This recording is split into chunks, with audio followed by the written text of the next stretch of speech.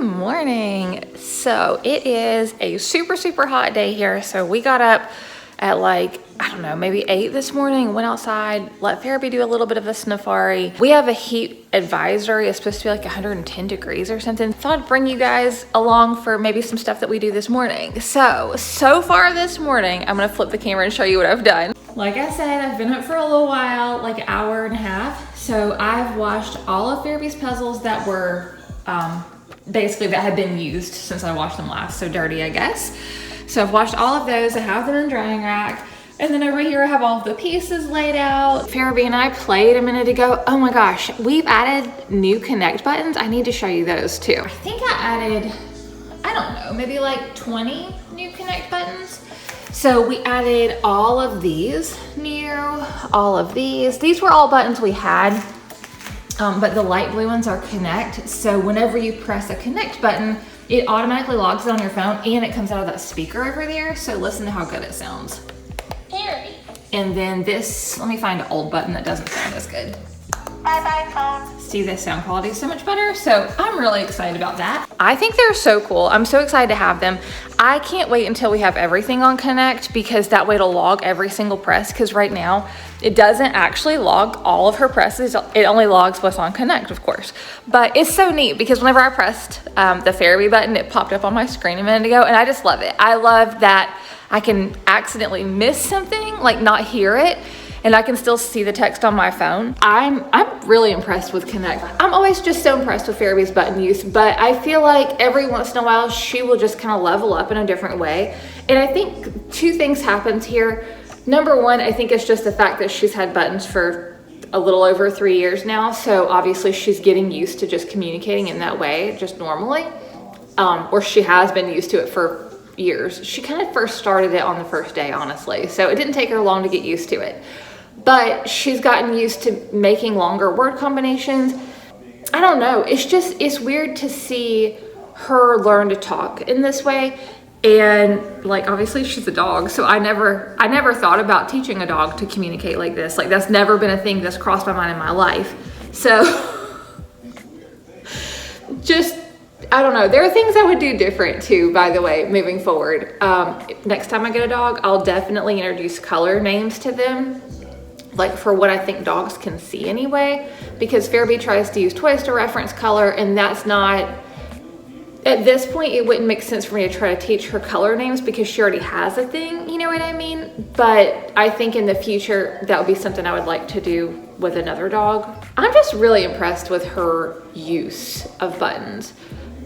I mean, like she's pretty descriptive, you know what I mean? Like, and ask for things pretty in detail for as much as she can. A really good example of this is the other day, it was nighttime. It wasn't necessarily bedtime, but it was kind of, you know, in that you could maybe go to bed, but maybe you might want to do something else. You don't really know that time of night. She said something about bed, and I was like, did you want to go to bed? Because it was like a little bit early for us, but it still would have been fine, you know?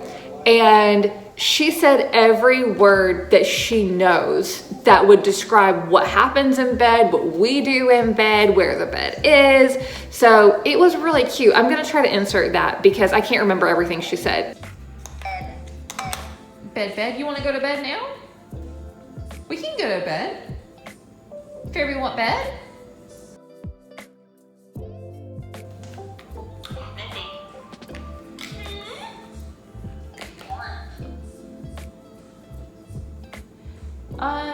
You want to sniffy the bed?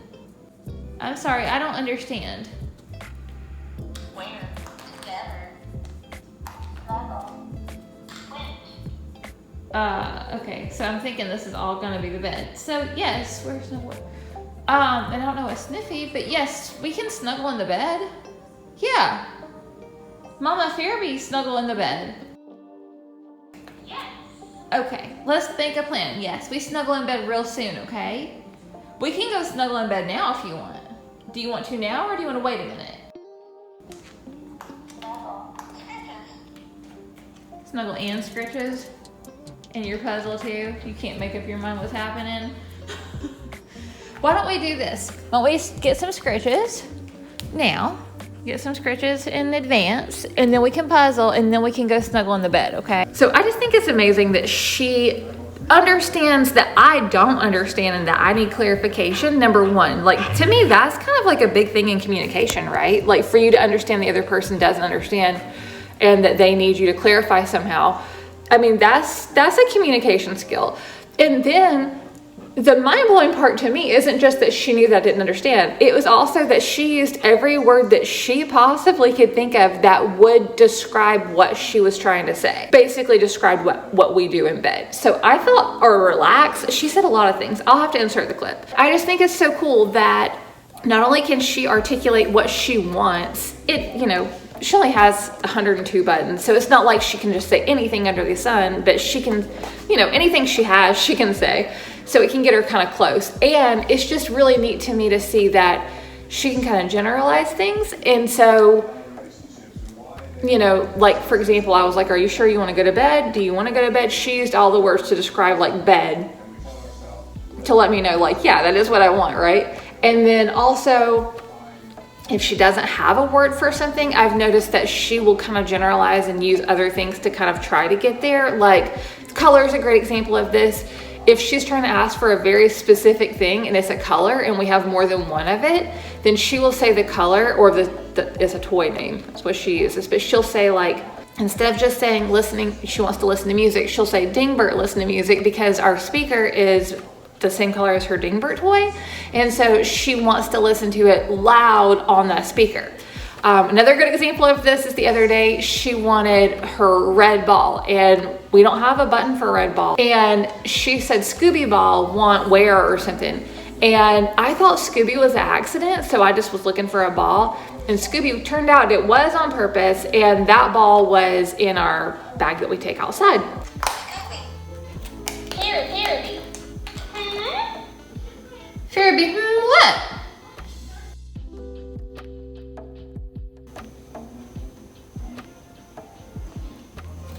Where?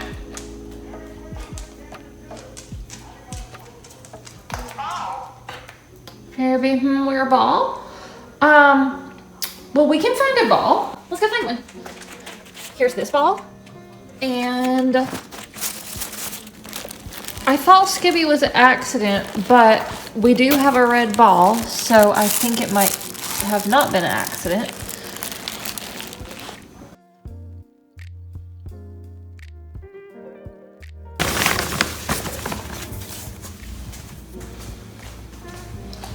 Is this Scooby ball? Yeah, is that the right thing? Okay, yeah, okay. I thought Scooby was an accident. Yes. Yeah, here you go. That was the right one, huh? Yeah. Whee! Oh my gosh.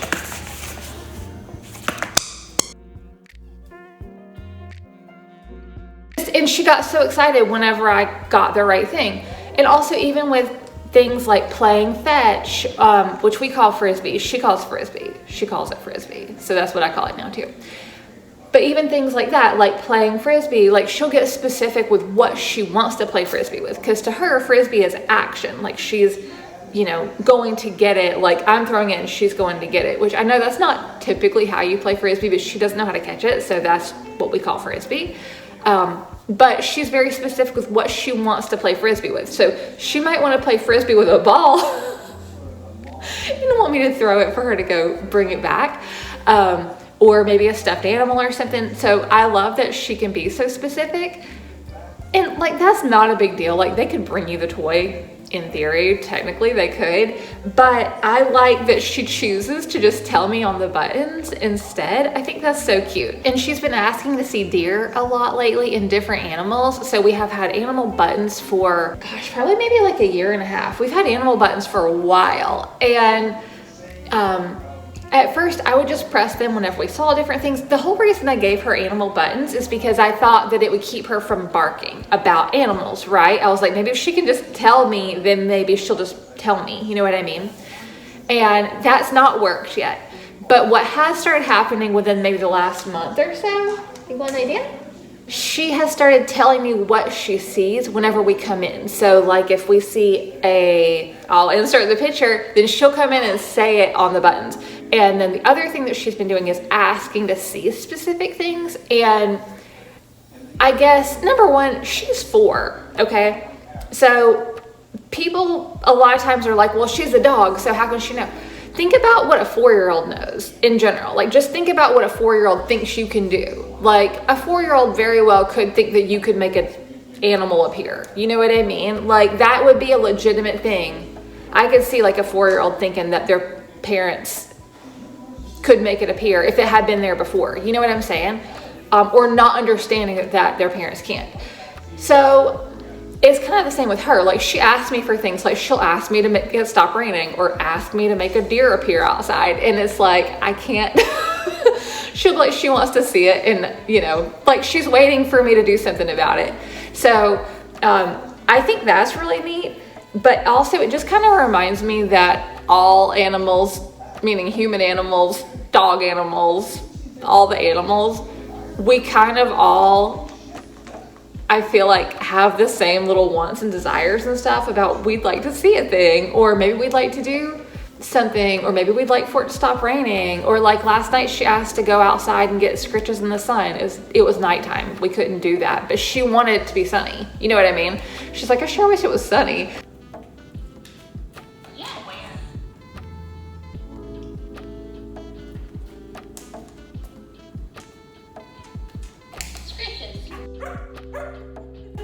Yes, where scritches? Do you want to talk about where to get scritches?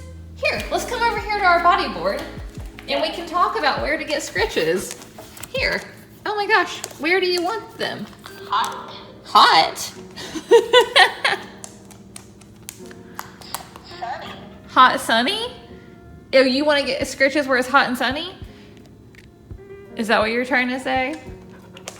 We can't go out where it's hot and sunny and get scritches right now, but that's such a good idea. That is such a good idea. It's thunderstorm now though. So we have to do hot, sunny scritches tomorrow. Do you know how excited I would have been whenever I was a little kid if you told me whenever you're 40, you're gonna have a dog that uses buttons to talk to you and it's gonna be like you're having conversations with her? I would lose my flippin' mind. The same thing if you told me that, and also if I was like 5 years old and you told me whenever you're 40 you're gonna have a dog that has buttons to talk, and also your whole entire living room is pink, and like, you know, all the stuff, like the good things, I would be so excited to get to be 40. Oh my gosh, that would be so exciting. So I have some work to get done this morning. Right now I'm in the process of updating my website. So I have a whole entire service dog resources page now. So it has everything to do with service dog stuff, anything that I have that I offer you guys. So any of the free resources that I have, there's 2 of those.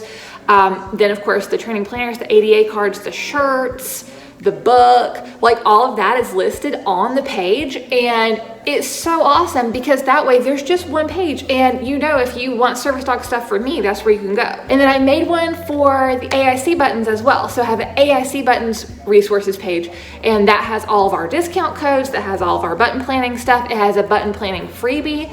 I think I already said discount codes. It has how we paint our hex tiles, Pharaby's word list, like all of how her buttons are laid out, all of that stuff for you guys, because I know whenever you're planning buttons and you're trying to figure out like what to do, or maybe words you want to add and you're not sure, like it's kind of, I feel like at first it's kind of hard because you want to add so many things, but you want to use what would make sense for your learner. You know what I mean? Like you want to add the things that are going to make the very most sense.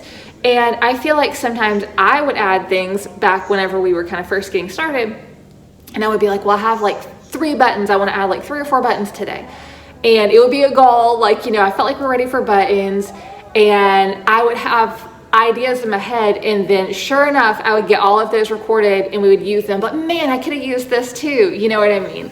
So, or instead of, you know what I'm saying? Like there might've been a word I could have used instead of when I added. So I feel like having people's word lists are really, really helpful to see and to be able to kind of maybe help you make decisions. And by the way, since I'm talking about this, there is no right word order to add, and there are no right or wrong words to have either. It's whatever you want and whatever you're going to use in your family and whatever makes sense for you and your dog or cat, whatever, your learner, you know what I mean? My word list may be a ton of crap you would never use. It might be like, I would never use any of this, but it might be stuff that maybe you can spin off of and say, oh, well, we don't say this word, we say something else. And that's another thing too. I think I mention this a lot, but use language that you use. So if you tell your dog we're gonna go potty, then record a potty button. If you tell your dog they're gonna go pee or poop or whatever, and you like use a different word for it, or to the bathroom, or whatever word you use that word. Don't try to make it like, well, all the other dogs are using this. You know what I mean? Like, use the word that you use. And the same thing, like if you don't tell your dog water, if you say, do you want a drink, instead of using the word water, then you would add drink. You wouldn't add water because they're not gonna know what that word is. So just making sure you're on things that are actually relevant, like the verbiage that you're using, you know what I mean, to your dog or whatever, your learner. If I say dog, I just mean anyone you have that is non-human using buttons. That's what I mean. I'm gonna go work on some stuff.